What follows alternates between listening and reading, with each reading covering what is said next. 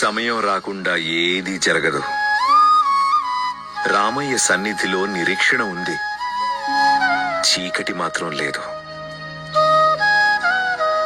తాత్కాలికంగా లోకం కళ్ళుగప్పి అపరాధి తప్పించుకోవచ్చు, కాని అతడి పాపాలు అతణ్ణి వెంటాడ్డం మానవు. అతడి అంతరాత్మ అతణ్ణి కలవరపెడుతూ ఉంటుంది. ప్రపంచంలోని న్యాయస్థానాలన్నిటికంటే ఒక పెద్ద న్యాయస్థానం ఉంది. ఆ న్యాయస్థానాన్ని రామయ్య ఏర్పాటు చేశాడు. ఆ న్యాయస్థానానికి ఏమీ చిరునామా ఉండదు. అక్కడ న్యాయాధీశుడు కూడా ఎవ్వరూ ఉండరు. ఎవరి మనసే వారికి న్యాయస్థానం.